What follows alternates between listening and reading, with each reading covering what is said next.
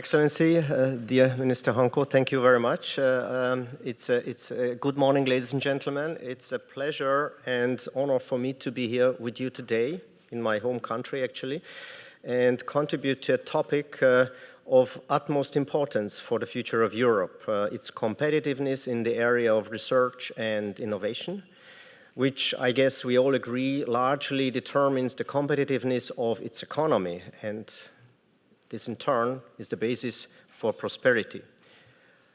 I guess I should also, yes.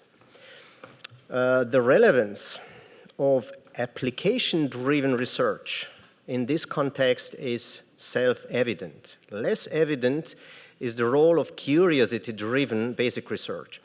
My presentation is a plea for basic research, which is the only human activity that can lead to groundbreaking discoveries, to ones able to spawn disruptive technologies which can profoundly and positively impact our life and boost prosperity.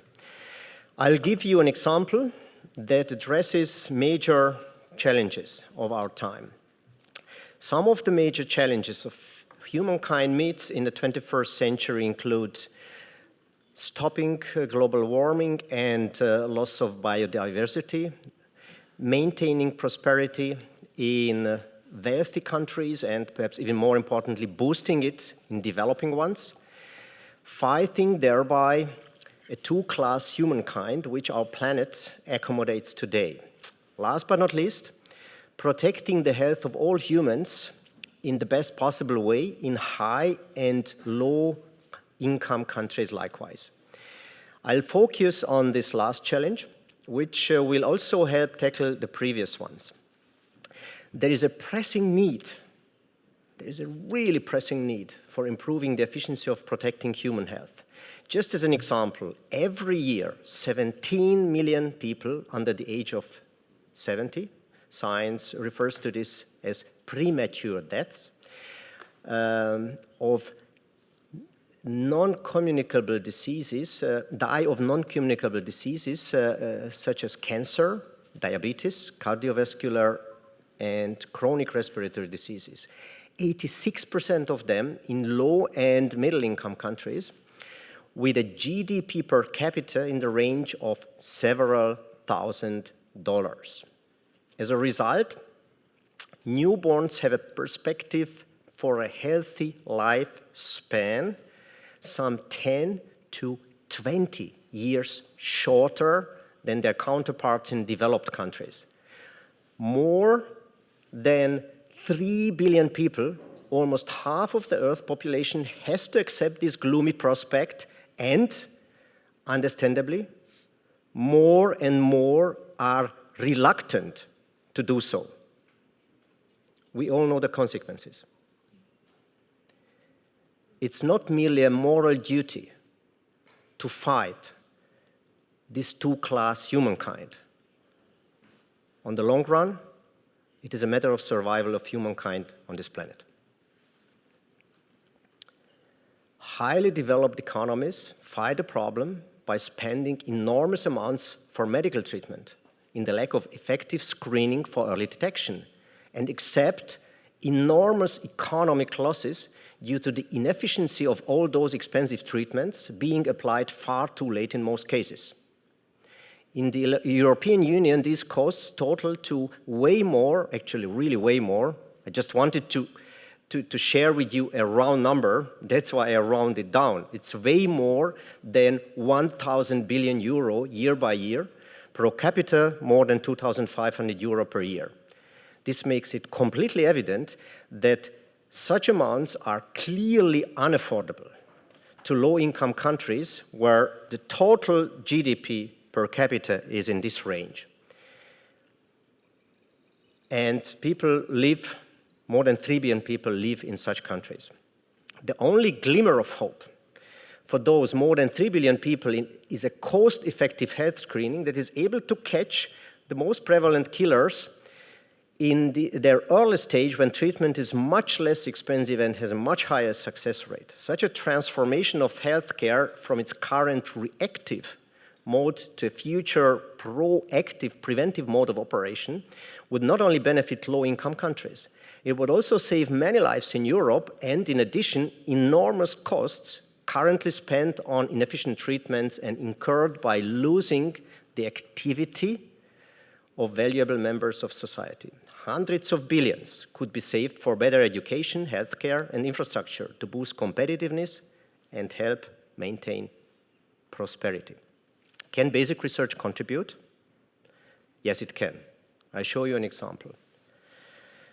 The story I'm telling you started on the turn of the new millennium when our group at the Technical University of Vienna produced the first attosecond light pulses with which the fastest processes outside the atomic core, the motion of electrons, could be captured and reconstructed in slow motion replay, exemplified here by electron migration in organic molecules that make up our organism.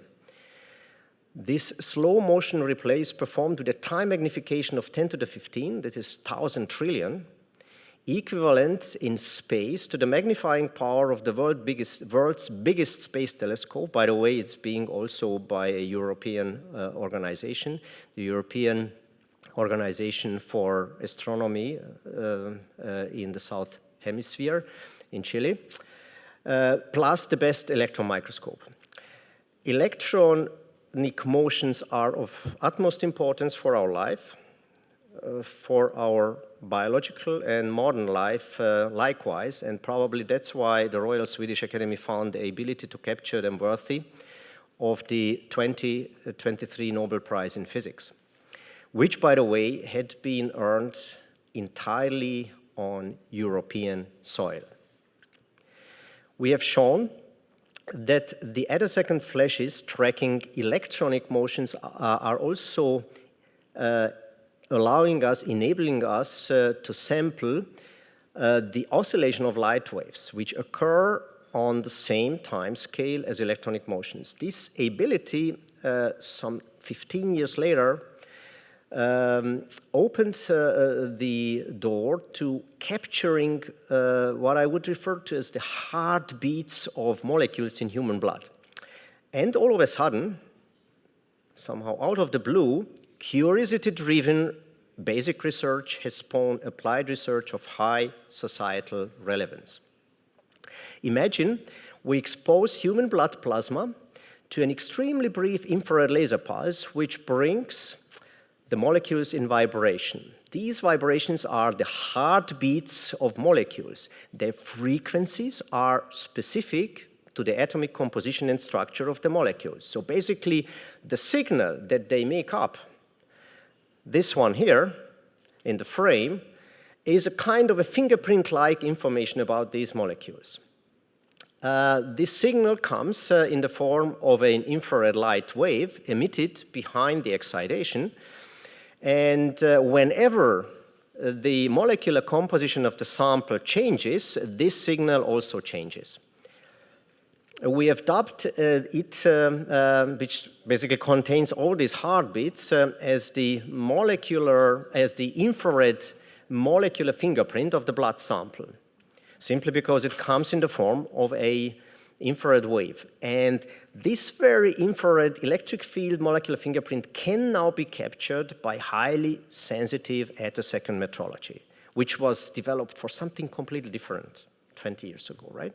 So we could not possibly foresee that this thing, this ability, this new technical ability that has been spawned by basic research will be good for something that all of a sudden will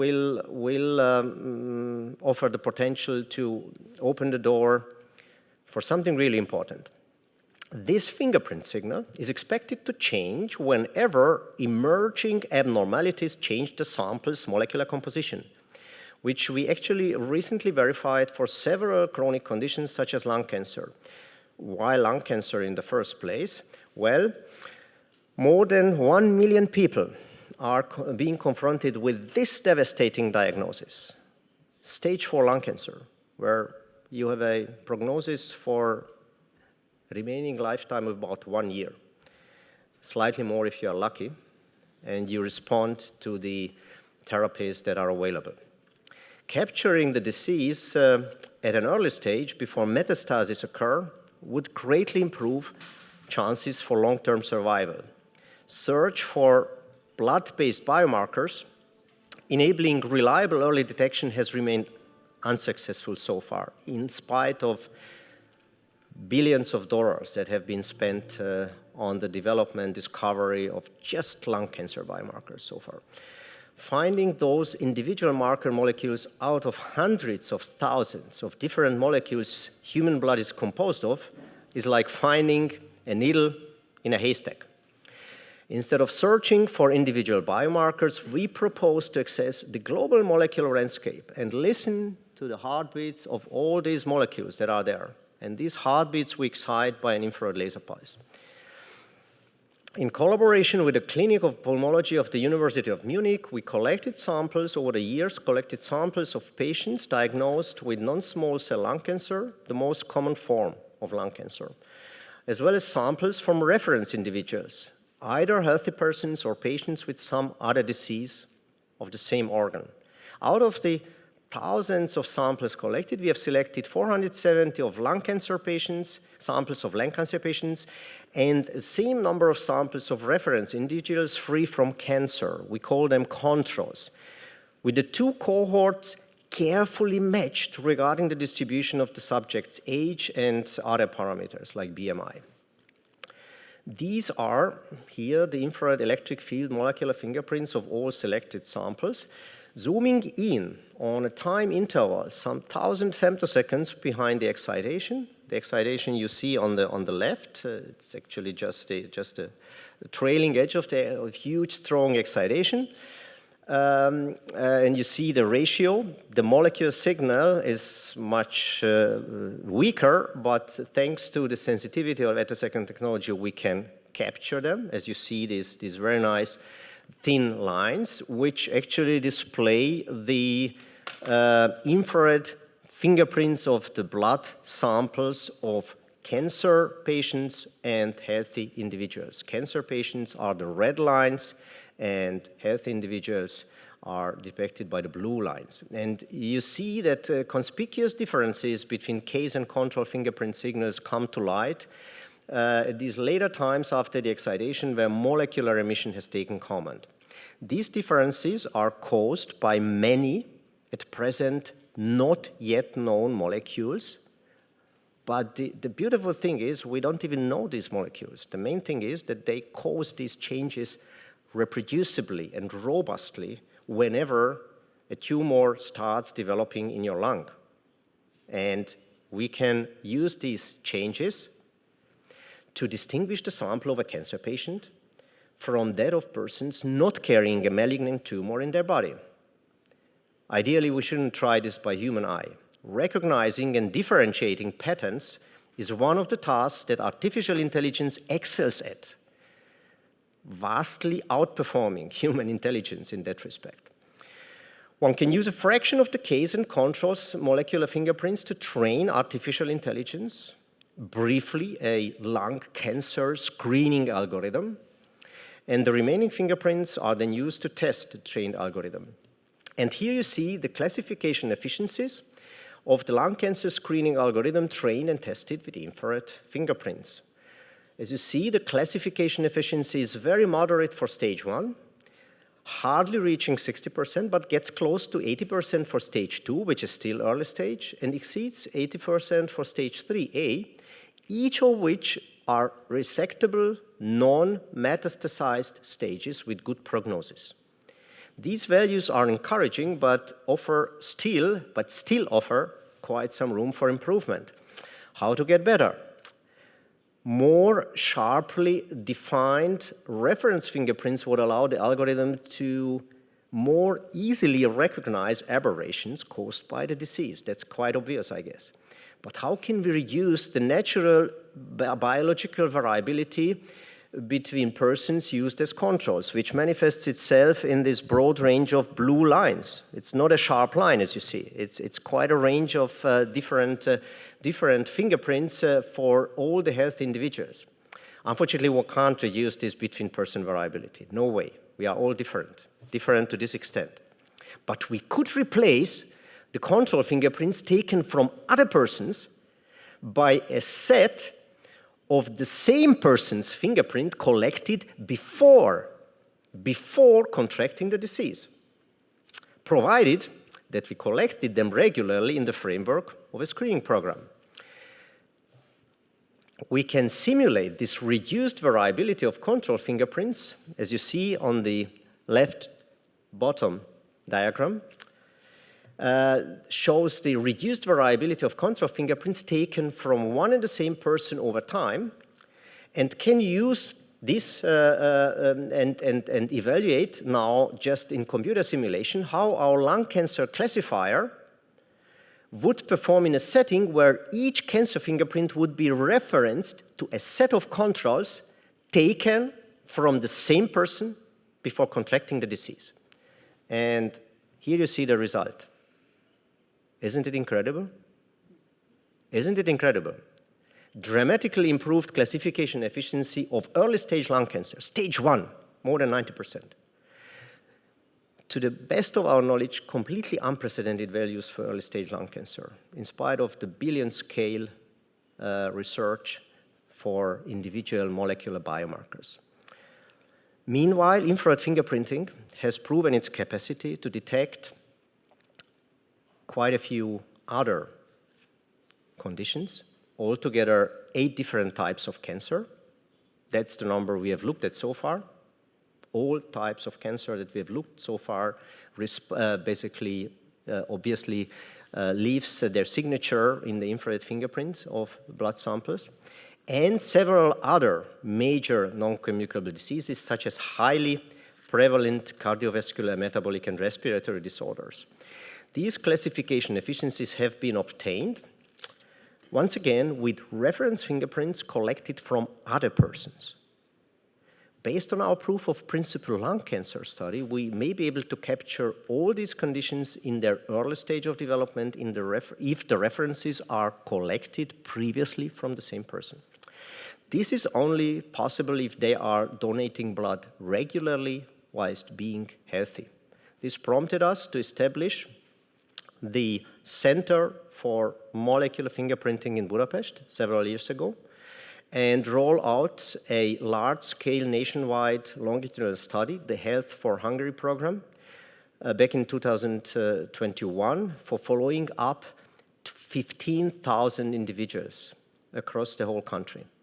They have been donating blood samples, several ones during the first year of participation, for allowing us to determine their personalized baselines, and 1 sample per year afterwards to monitor their health trajectories.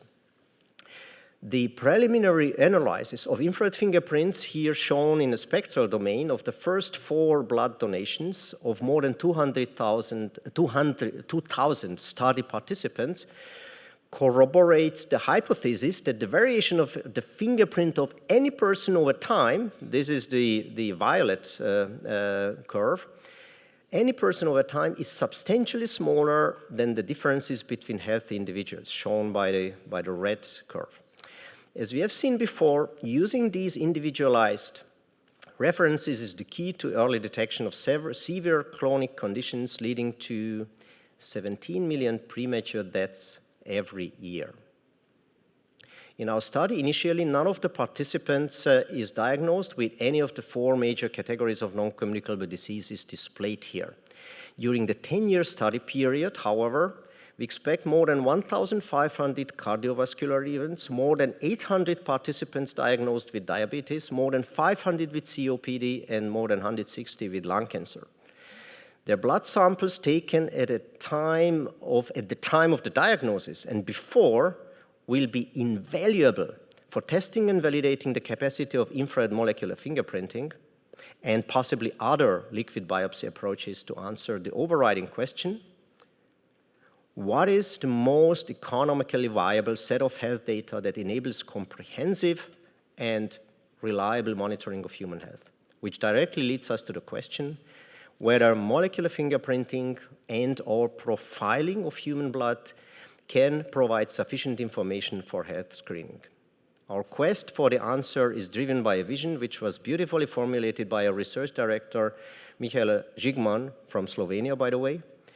Imagine a tool that could catch issues before they become significant problems, like a sensitive radar, but one that is affordable to everyone, very important, that is affordable to everyone, not only in wealthy countries where we have the luck to live, not only there, but everywhere on this planet, and is fast and easy to use, to detect irregularities well before individuals get symptoms or would even think about seeing a doctor, to nip potential health hiccups in the bud, promising help to keep us on the road of well-being.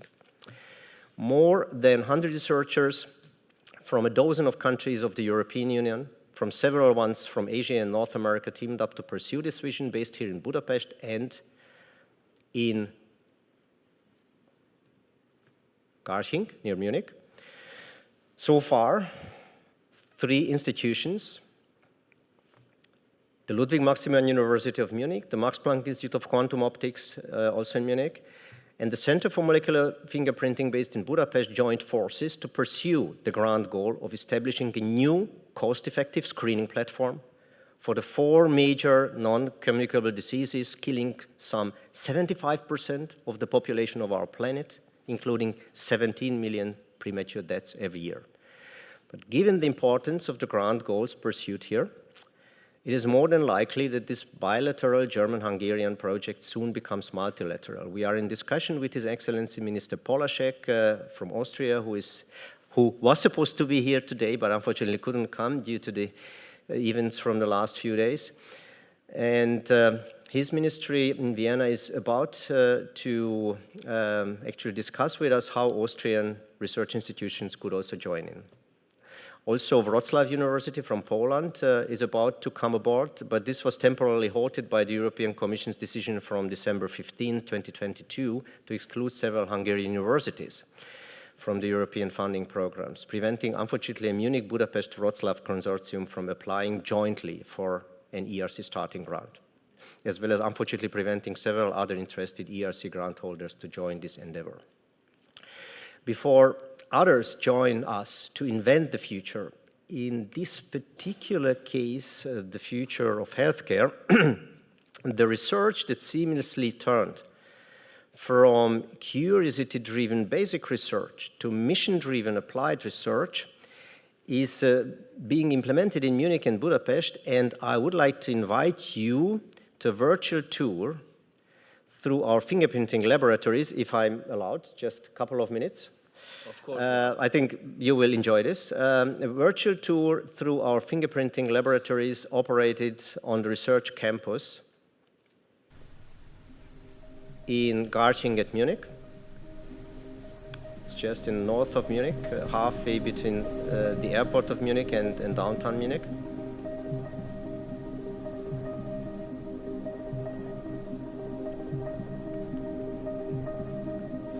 Here you see where the thousands of invaluable plasma samples are stored and prepared for fingerprinting measurements, which is happening in this laboratory.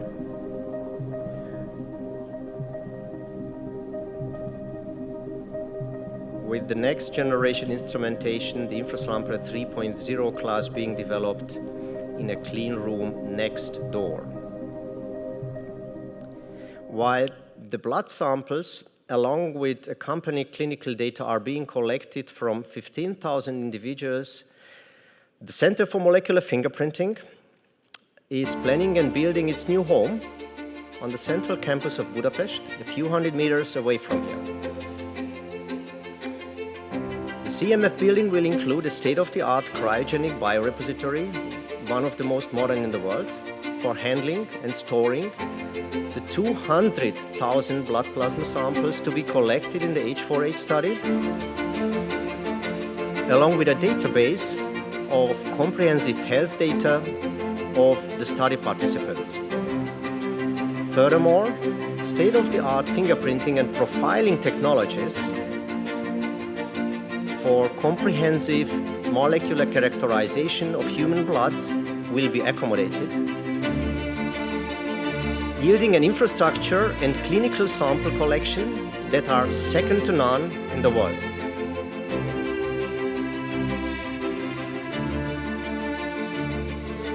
if you agree that the grand goals pursued here are important for Europe and the rest of the world, you will also agree that it is in the interest of Europe to encourage its best scientists and research institutions to help this endeavor succeed. To the benefit of the next generation of all Europeans and to the benefit of the world. Thank you very much.